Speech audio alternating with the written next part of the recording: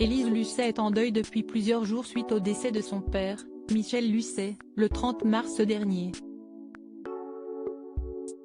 Une nouvelle qui a été annoncée par Ouest France, qui a précisé que l'homme, âgé de 88 ans, est décédé à son domicile à Mitois, une commune de Saint-Pierre-en-Auge, dans le Calvados.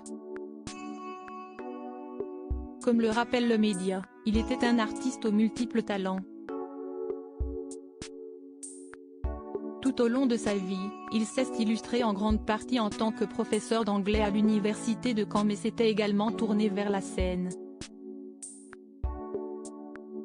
En effet, il était un auteur, compositeur et chanteur qui évoluait sous le nom de Zèbre.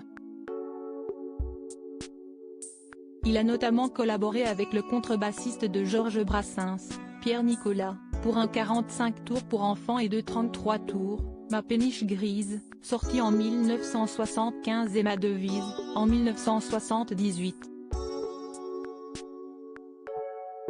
Connu pour son sens de l'humour et de la dérision, il a écumé les scènes de l'Ouest et au-delà, dans les années 1970 et le début des années 1980, a indiqué Ouest France dans son hommage.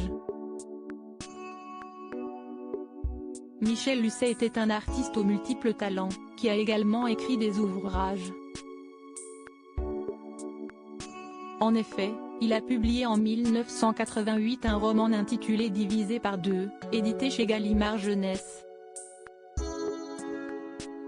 Par la suite, il a souhaité se tourner de nouveau vers la chanson et, encouragé par son ami Serge Langlois, il avait produit un CD en 1998.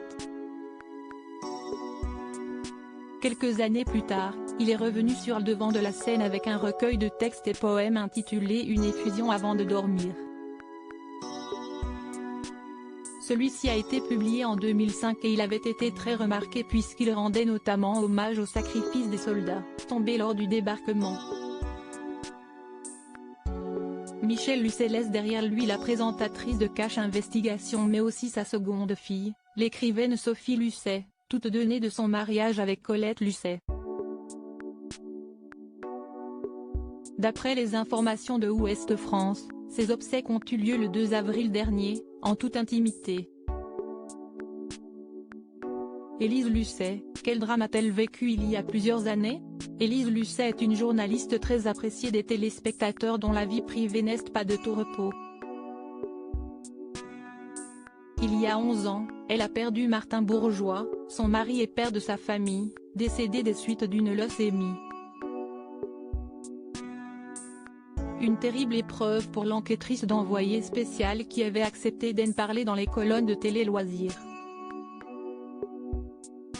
Si est donc toute seule qu'elle avait dû élever Rose, aujourd'hui âgée de 14 ans. Je pense que j'ai quand même été extrêmement présente avec ma fille.